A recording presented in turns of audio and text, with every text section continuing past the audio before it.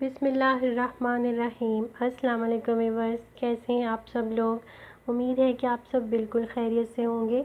आज मैं आपके साथ शेयर करूंगी दलीम बनाने की रेसिपी। तो चलिए देखते हैं इसको बनाने के लिए हमें किन चीज़ों की ज़रूरत होगी।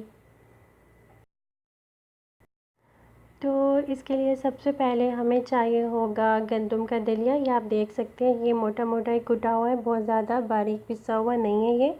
अगर आप चाहें तो डब्बे वाला दलिया भी आप यूज़ कर सकते हैं, बाज़ार का जो पोरेज मिलता है। मैं ज़्यादातर जब घर पे बनाती हूँ दलीम तो इसी से बनाती हूँ जब जल्दी जल्दी बनाना हो तो। मगर आज मैं बनाऊँगी ऑथेंटिक वे से, तो इसलिए फिर मैं गंदम का ये मोटा वाला दलिया ही यूज़ करूँगी। इसके अलावा हमें चाहिए होंगी दालें, जिसमें मैंने ये 4 टेबलस्पून चने की दाल ली है, 4 टेबलस्पून ही मैंने ली है ये माश की दाल, 4 टेबलस्पून मसूर की दाल और 4 टेबलस्पून ही ये है मूंग की दाल। 4 टेबलस्पून हमें चाहिए होंगे चावल। अब मैं दलिए को भिगो दूँगी अलग से, और ये दालें और चावल जो हैं इन्हें एक साथ भिगो दूँगी। आप चाहें तो पूरी रात के लिए भी इन्हें भिगो के रख सकते हैं, या फिर आप 2-4 घंटे के लिए भी इन्हें भिगो सकते हैं, या सिर्फ आप दलिए को भिगो दें और दालों और चावल को आप इस तरह भी इस्तेमाल कर सकते हैं। इसके अलावा हमें चाहिए होगा 1 किलो गोश्त। आप बिना हड्डी के भी ले सकते हैं गोश्त, मेरे पास ये हड्डी वाला गोश्त मौजूद था तो मैं ये इस्तेमाल करूँ। गोश्त को मैंने अच्छे से धो लिया है, अब मैं इसे कुकर में डाल दूँगी।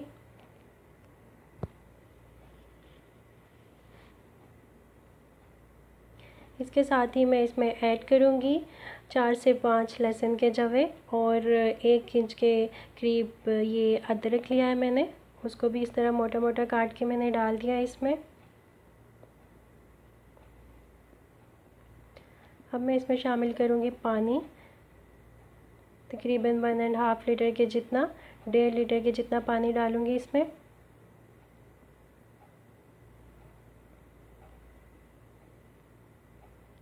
और इसके साथ ही मैं इसमें डालूँगी नमक।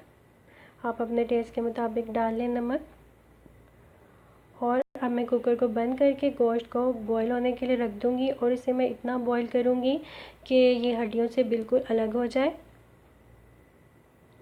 तब तक आपने इसे पकाना है, यानी प्रेशर देना है इसको, जब तक ये अच्छी तरह गल ना जाए। तो ये आप देख सकते हैं बहुत अच्छी तरह से गल चुका है गोश्त। आप इसे हाथ से उठाएंगे तो ये अपने आप ही टूटने लगेगा और हड्डी इसकी जो है वो अलग हो जाएगी।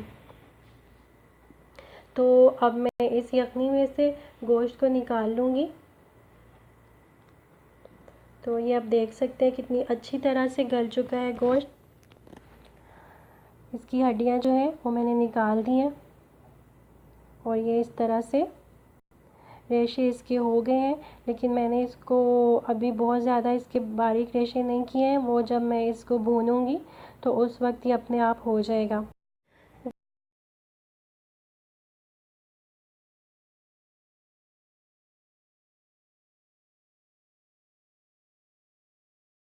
तो अब हम बॉईल कर लेते हैं गंदम और दालों को। इन्हें हम एक साथ ही इसी यखनी में, जिसमें से मैंने गोश्त को निकाला है, इसी में डाल के हम इनको बॉईल कर लेंगे।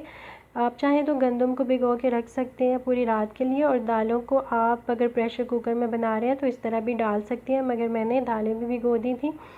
ये यखनी है जिसमें से मैंने गोश्त को निकाल लिया है, और यखनी को मैंने छान लिया था ताकि इसमें कोई हड्डी वगैरह ना रह गई हो। तो अब हम इसमें डाल देंगे गंदम को, और इसके साथ ही हम इसमें शामिल करेंगे दालें और चावल। अब इसके साथ ही मैं इसमें डालूँगी, ये एक मैंने ड्राई लेमन लिया है वो मैं इसमें डालूँगी। साथ ही मैं इसमें डालूँगी 2-4 दालचीनी के टुकड़े और 2 तेज़पत्ते। हाफ़ टी स्पून मैं इसमें ऐड करूँगी हल्दी,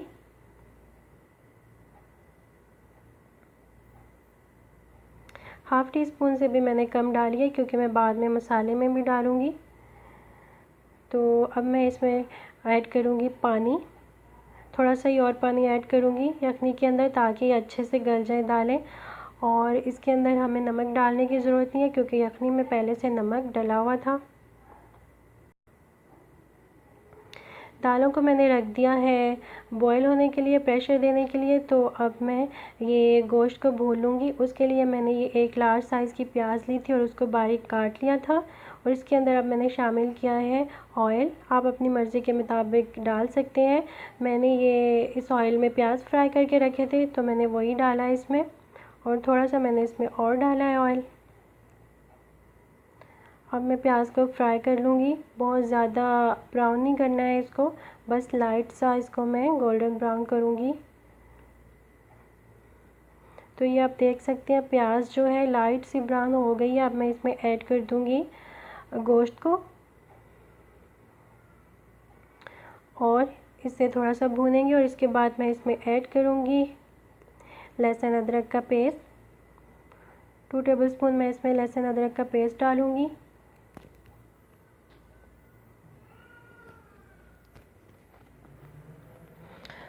और इसके साथ ही अब इसमें ऐड करेंगे मसाले।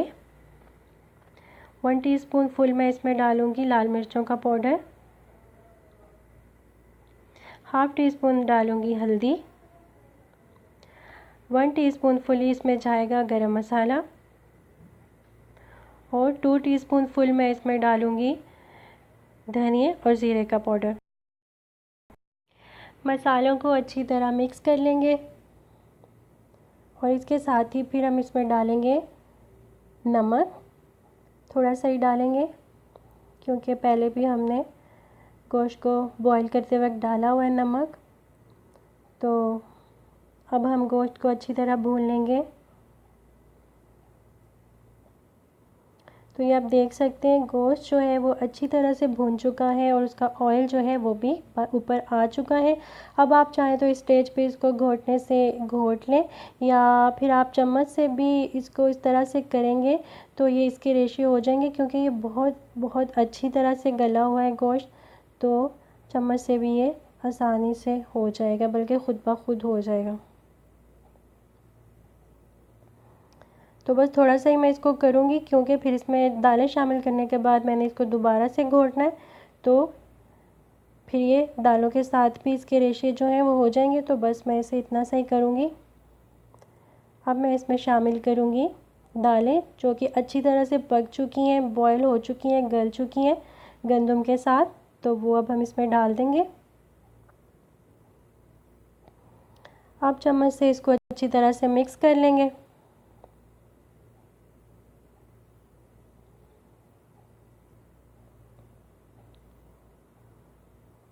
मसाला और गोश्त अच्छी तरह से दालों और गंदम के साथ मिक्स हो जाए तो फिर मैं इसको चूल्हे से उतार लूँगी और इसको घोटने से अच्छी तरह से घोट लूँगी। तो ये आप देख सकते हैं अच्छी तरह से मिक्स हो चुका है और मैंने इसको चूल्हे से उतार लिया हुआ है। अब मैं इसे अच्छी तरह से घोट लूँगी ताकि तमाम चीज़ें जो हैं वो यकजान हो जाएं। दालें, गंदम, गोश्त जो है सब अच्छे से यकजान हो जाए और इसमें अच्छे से रेशे बन जाए।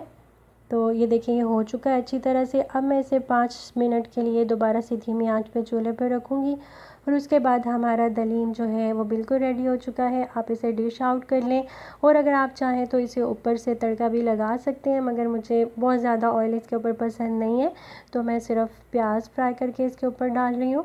और साथ में डालूँगी थोड़ा सा अदरक बारीक कटा हुआ। इसके साथ ही मैं इसमें डालूँगी हरा धनिया और पुदीना, थोड़ी सी हरी मिर्चें और लेमन से इसको गार्निश कर दूंगी। तो उसके बाद हमारा दलीम जो है वो सर्व करने के लिए बिल्कुल रेडी है। अगर आपको मेरी रेसिपी पसंद आए तो मुझे कमेंट में ज़रूर बताइएगा और आप इसे ट्राई ज़रूर कीजिएगा। तो अब मुझे इजाज़त दीजिए। अपना ढेर सारा ख्याल रखिएगा, दुआओं में याद रखिएगा। अल्लाह हाफ़िज़।